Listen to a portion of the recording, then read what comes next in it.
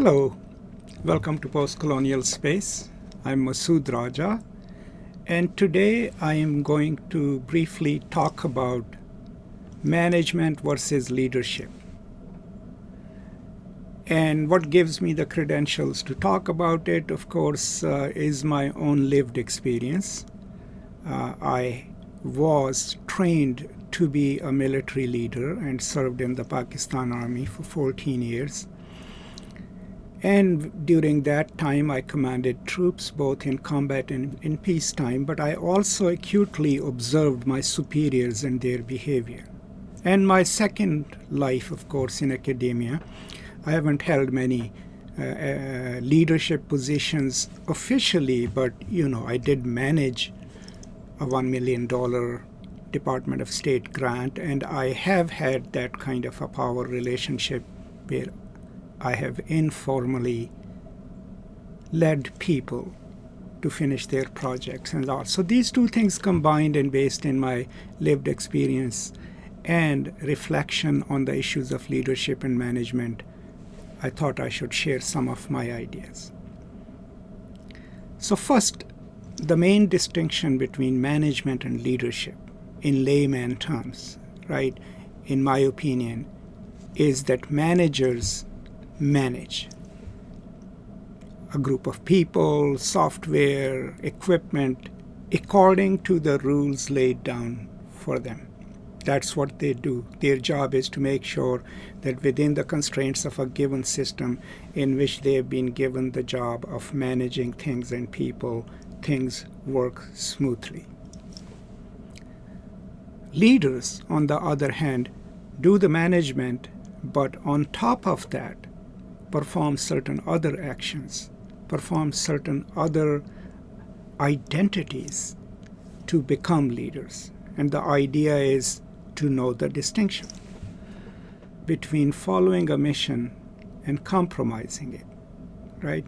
And once you acknowledge that, then you would look at your job as a leader and see, this is what I need to accomplish. If you're a manager, you would look at what mandate has been given to you from people above you.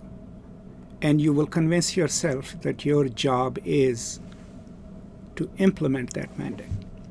You will never pause to think about whether the mandate is just or not, or how many people would it hurt, or is there any way to ask your superiors to change it because here are the figures, this is how many people this decision would impact. A manager would not think of that. A manager would completely work within the system. A manager would also see people he or she manages as tools into accomplishing the mission that has been laid out for him or her. So people within that managerial vision are tools. And a manager would absolutely not feel responsible if, while implementing the policy within which he or she works, some people get hurt. Actually, they will use the system itself to rationalize it. Most of the people we encounter in our lives are managers. They have learned the system within which they work. They will try to protect their own place in it. And they would very rarely either buck the system, challenge it, or take a stand for the people that they manage. Now, the moment they do that, the moment they turn back and look at their superiors and say, I disagree with this policy and here are my reasons. Or, okay, you have given me this mandate, but this is how it will impact my people. The argument cannot be, this is what my people will say to me, how do I convince them? You're still thinking as a manager. The argument has to be from the point of view and interest of the people you manage. The moment you start arguing for the betterment, welfare, care of the people you manage, you become a leader. Why do you become a leader? Because now you've started thinking about the system critically and your own role in it. And then you have started putting the interest of the people you manage ahead of your own self-interest. Now that is the first major quality of a leader. A leader will always safeguard the interest of the people he or she leads, ideally speaking, right? Another thing about leaders is they lead by example. Now, we learned that in Pakistan Army, okay? We used to make a distinction between people who were leaders and people who were commanders. Same difference. Commanders were managers. So the commanders were the people who would issue orders and expect to be obeyed because that was the power they held. They would never care about the people they commanded. The leaders were commanders who would evaluate every decision in terms of its impact on the people that they commanded. And they were the ones who would think about the consequences of their commands and hence become leaders. And they would lead by example. A leader always leads by example. If you want the people you manage to sacrifice and give you extra, you yourself have to performatively do extra. You have to perform your job in a way where people know that you're giving it more than 100%, right? And more than that. That's the example. If you yourself are taking time off and not showing up to work, hiding behind the rules that permit you to do that, you cannot expect the people that you lead to do the same thing. That wouldn't have that. You wouldn't be a leader if you did that. Another important thing is that the leaders inspire and acknowledge the people that they lead. Inspire in a sense also through personal example, but inspire people to give their best. How do you inspire people to give their best? By acknowledging them, acknowledging their contributions, not diminishing it. Even a small little thing that someone does, we all seek recognition and acknowledgement. So informally acknowledging people's work, but formally developing ways of acknowledging people's work and contributions. That's why if you look at any organization, they have certificates, employee of the month, all these things that have no material value, but they have recognitional value for people. So good leaders lead by example, and they recognize the efforts of the people, right? Another thing about leaders is they anticipate the needs of the people that they lead.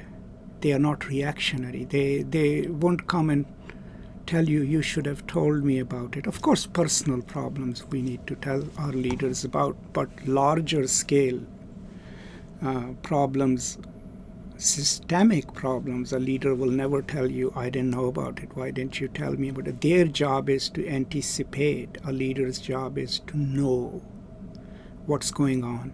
How are certain decisions and policies impacting people's lives, and then argue on behalf of the people that they lead.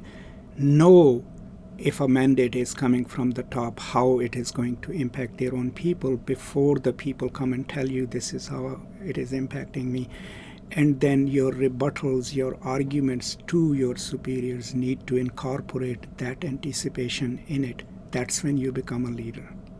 If you simply take down a memo from the top and pass it on to people you're claiming to lead, you're not a leader. Okay, I'm sorry to say that. A leader also protects those he or she leads. How? I mean, they protect them from any harm, of course, physical or material, but they also convince the people that they are leading that if something goes wrong, in which a staff member or a person that I am supposed to lead is in trouble through no fault of his or own, that you will not abandon them, that you will stand by them as best as possible. That's the distinction between a leader and a manager. A manager would say, this is out of my hands. Another thing is a leader is never afraid of admitting his or her mistakes. We all make mistakes, right? If you don't accept your mistakes, then you're being defensive.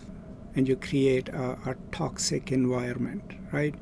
If you're a leader and claim to be a leader of people, right, the best thing you can do to gain people's trust is to accept when you're wrong, right, and apologize for it. Another more important thing is that a leader is never vindictive, right? Even if people challenge your assumptions, right, talk to you, challenge you publicly, you have to be gracious, compassionate, magnanimous, because you're in a leadership position, right? You don't know where those people are coming from, what is bothering them. Instead of pinning people to their statements, you ought to try to find out what is triggering it, right? And how to address it.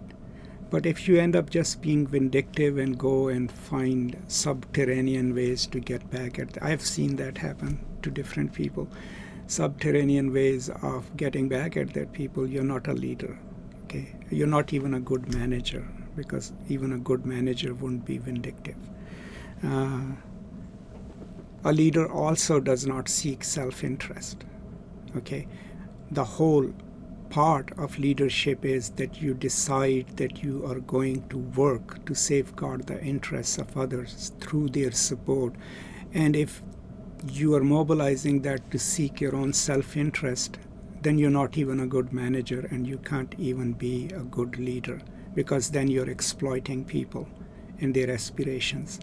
So technically, a leader will never seek self-interest. And most importantly, and I'm going to end this list here, is that a good leader will question his or her place within the system in which he or she is working.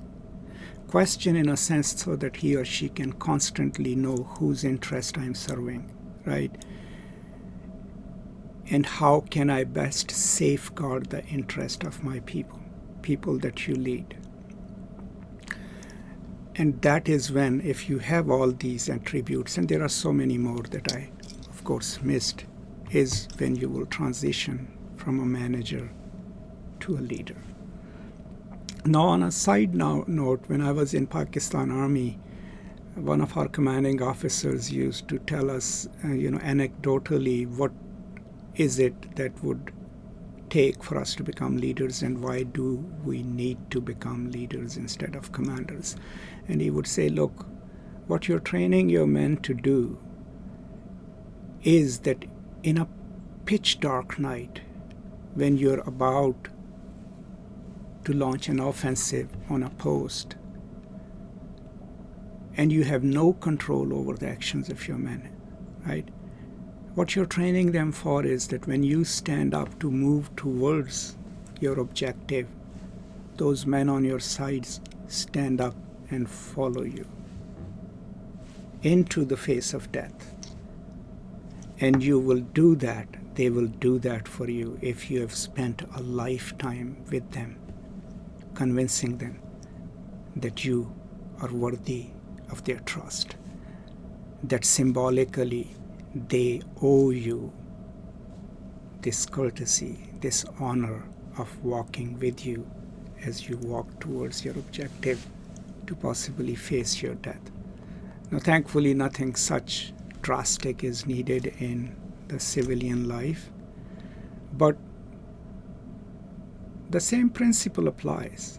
You are a leader if, when you are under pressure or in a moment of crisis, and you look around and know that you have inspired enough of your people that you have managed, that they will take a stand with you, then you are a leader.